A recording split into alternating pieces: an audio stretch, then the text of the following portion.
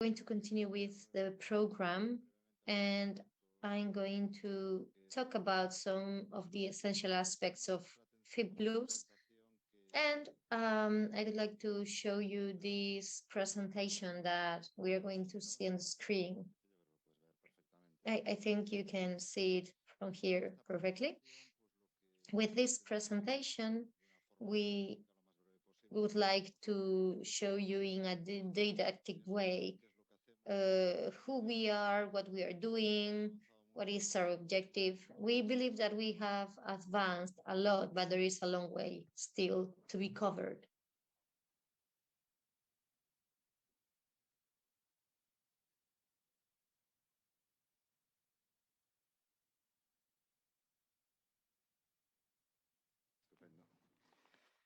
Pues nada, ahí tenéis una serie de interrogantes. So you have a series of questions.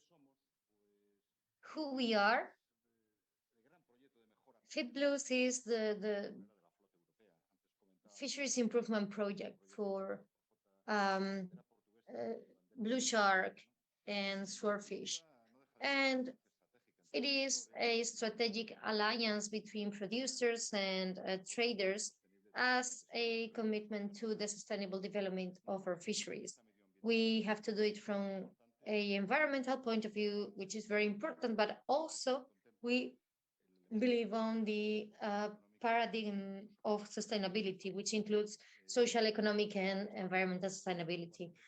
It is made up by 4 POs and 13 companies, and it is considered as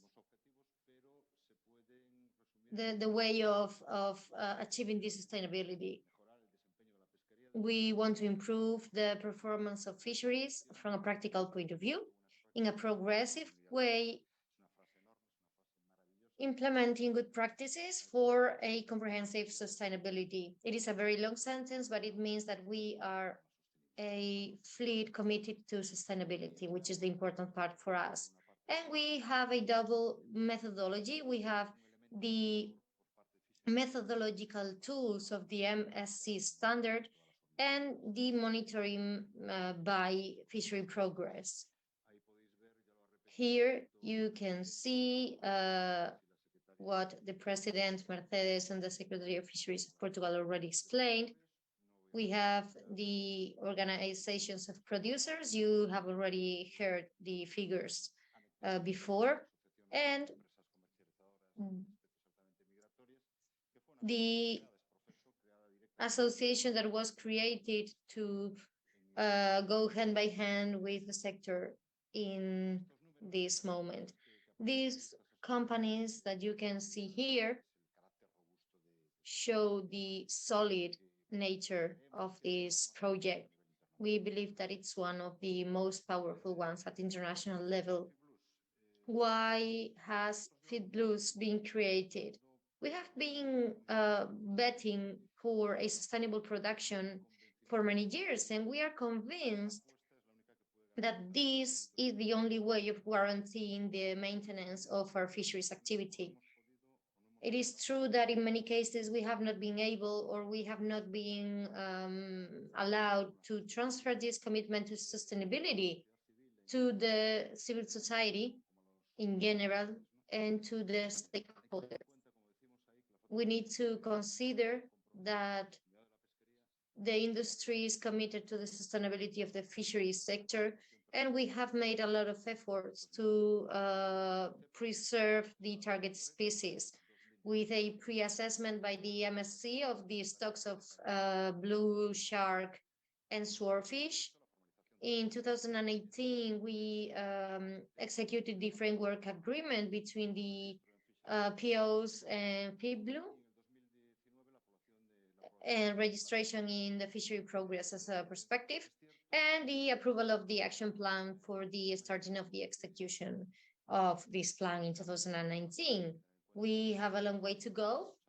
We need to take into account that the COVID has delayed many of our plans, but we need to remember that this commitment to the sustainability of fisheries has been for more than 40 years collaborating. It's not since 2014.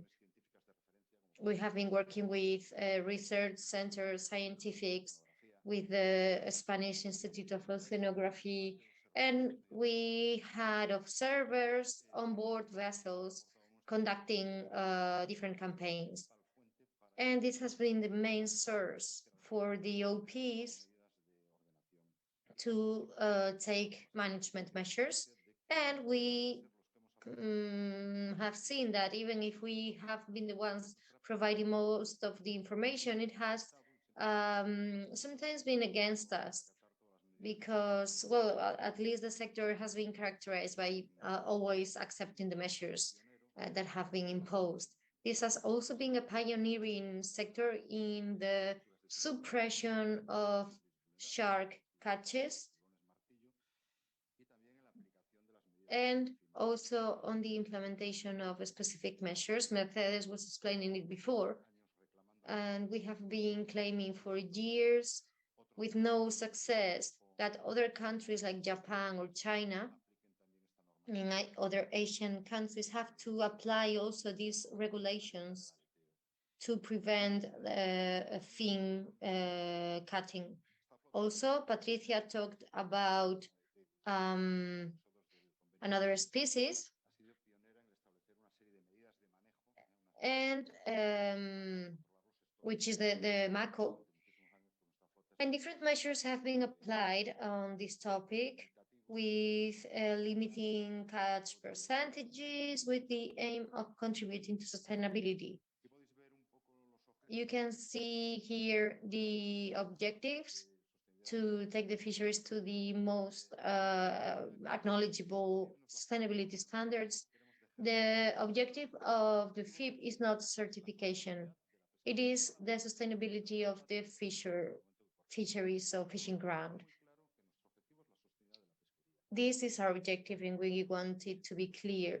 Also improve the scientific knowledge of fisheries and collaborate with the scientific community, guarantee the access to all the markets of the catches of this fleet, and make a difference with other third countries that have lower standards. This is one of the main objectives. We are looking for, well, we want to be different from other fishing fleets and complying with all the regulations and the sustainability measures. And as we have today here with us, and also streaming members and representatives of important supermarkets, we would like them to also make a positive discrimination when choosing their purchases. This is important for us, and we are supported by this FIP, and this should be taken into account. We believe this is important. We would also like to guarantee a sustainable, responsible, and recognized fisheries, and look for new partners and stakeholders, both in the public and private sector. So we would like to ask the organizations, the administrations to join us in this project, which is a community project. As for the methods used, I would like to insist again on the message. The objective of this project is not certification, but the sustainability of the fishing ground. This is not a brainwashing thing, but the message is essential for us. So we use the MSC reference standard, which is a methodology that measures the performance of the fishing ground and the progress throughout the time based on the indicators that include the three main aspects of sustainable fisheries. We chose the most solid platform existing right now, which is fishery progress for this process. They develop tasks, approve the action plan, certify the evidence, etc. As any project, it has an action plan that includes a assessment unit called UOA, based on the MSC definition, with swordfish and blue shark. It is right now, the stock is in the North and Southern Atlantic, but we will move to the Indian Ocean and the Pacific soon. And the catching method is surface longline. We will play a video later where the representatives of these fisheries will inform about what they are doing. And we have 4 actions: the strategy for catch management, deal with the lack of data of species related to the fishing ground, mainly shortfin mako, increase the coverage of the observers with the observers on board, so we can increase to more than 10% this coverage, and develop and execute the research of mitigation techniques. Finally, sustain hook. What is it? It is the communication program of the project that we are carrying out. The objective is to facilitate to the public and the stakeholders interested in this area the strategies, the works that we are conducting, the objectives that we reach. And why have we created Sustain Hook? This sector has a feeling that the environmental debate, in the environmental debate, we are always with a disadvantage with regard to other stakeholders. The access to fisheries resources, and I was saying it before, with those regulations, must include 3 components: the environmental one, but also the food safety, economy, and the social part. So we have decided we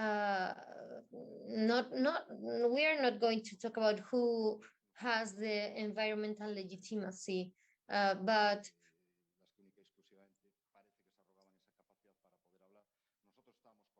we were collaborating with several NGOs. We have Perro Ferreiro with us today, for example, and we know that the environmental sustainability belongs to all of us: the NGOs, the social, the civil society, fishermen, the administrations, and that's what we want to inform about. We are a main part to guarantee the future of fisheries, and that's why Sustain Hook was created. So thank you very much for listening. Y dentro del bloque que hemos And in this block called the fisheries sector to sustainability, we are going to play a video where representatives of the 4 OPPs are included, and they are going to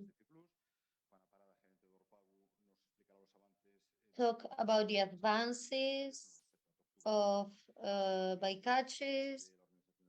Emilio Ulloa, manager of the producers organization of MAPA, he will talk about the collaboration with the scientific community, and Jose Manuel Fernandez, technical secretariat of the FIP BLUES, will also talk about the good practices in the sector.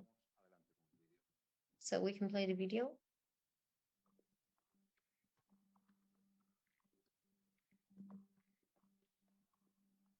Las organizaciones de productores integradas en el proyecto FIP BLUES llevamos muchos años trabajando en medidas que mejoran la gestión de las pesquerías en las que realizamos nuestra actividad habitual, y lo hacemos desde un punto de vista medioambiental, económico y social. Preocupados desde siempre por llevar a cabo nuestra actividad pesquera de la forma más sostenible, en el año 2018, conjuntamente con el sector comercializador agrupado en la asociación ANECTEAM, hemos decidido dar un paso más allá y aunar esfuerzos para intentar alcanzar los estándares de sostenibilidad óptimos marcados a nivel internacional mediante la puesta en marcha de este proyecto FIP BLUES de mejora pesquera, siguiendo reconocidos estándares internacionales de certificación. Este proyecto FIP BLUES ha incluido la recopilación de todas las medidas desarrolladas hasta ahora por el sector, así como la incorporación y el impulso de nuevas iniciativas. Mantenemos una constante relación y contacto con los investigadores y con los institutos de investigación científica que para nosotros son básicos. Con algunos investigadores de alto prestigio internacional tenemos una relación directa y gracias a sus trabajos buscamos que se refuerce lo que es la metodología en la estructura de las evaluaciones de las especies que nos afectan. Y con el Instituto Español de Oceanografía y con los científicos del equipo de grandes migradores tenemos una relación permanente, constante, que es importante para tener ese feedback que el sector necesita de la ciencia. Respecto a las relaciones con las administraciones, son potentes de siempre, pero el FIP Blues las ha incrementado. Con la Administración Pesquera Española, con la Secretaría General de Pesca, hemos firmado un convenio marco de colaboración. Tenemos otro convenio también suscrito con la XUNTA de Galicia, con la Consellería do Mar, y también trabajamos intensamente en potenciar la relación con la Digimare y con la ICAT.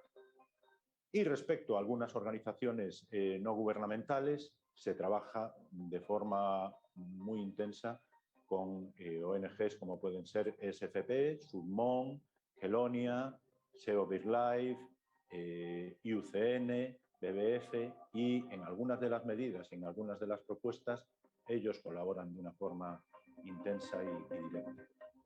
Bueno, hemos mejorado e incrementado el suministro de datos científicos a la Administración con la implementación de un sistema de observadores a bordo de los buques, que es un sistema robusto, es un sistema homogéneo entre todas las organizaciones que compartimos el FIP, y esa calidad de información que hemos suministrado es consecuencia de haber aumentado también lo que es la cobertura de observadores físicos en los barcos de la flota.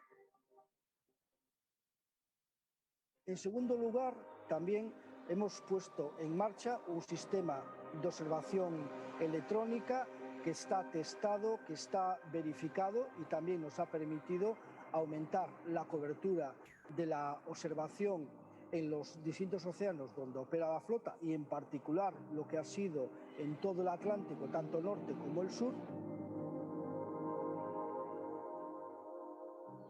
Y por último, hemos trabajado directamente con nuestra administración pesquera para buscar alternativas al modelo de gestión de pesca actualmente vigente, pues planteando otro tipo de opciones como pueden ser las vedas espacio-temporales como un modelo de gestión eficaz y eficiente para conseguir la sostenibilidad de la pesquería, que es el fin último, en este caso, del FIP Blues.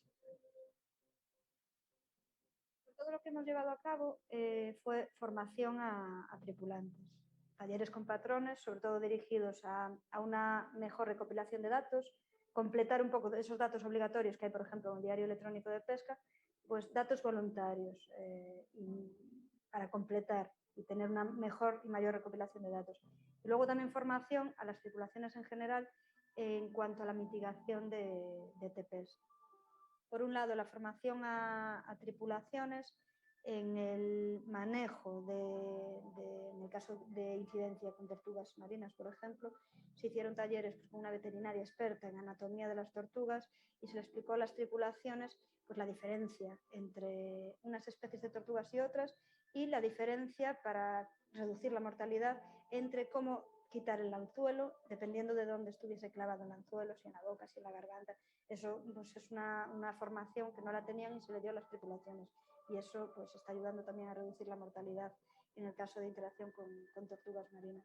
Eso también nos llevó después a proyectos para el desarrollo de útiles o dispositivos para llevar a cabo el izado de estos ejemplares para ayudar a las tripulaciones a quitar el anzuelo. Algunos ejemplos de proyectos que se llevaron a cabo para la mitigación de TPs, pues fueron el dispositivo Scadia, por ejemplo, el proyecto Espantaves, que es la estandarización de las líneas espantapájaros. Se hicieron pruebas piloto con anzuelos circulares, que un poco las conclusiones que se sacaron es que hace más difícil a las tripulaciones quitar el anzuelo en caso de que haya incidencia con tortugas marinas. Y se llevaron a cabo también pruebas con dispositivos acústicos para el ahuyentamiento de cetáceos y mamíferos.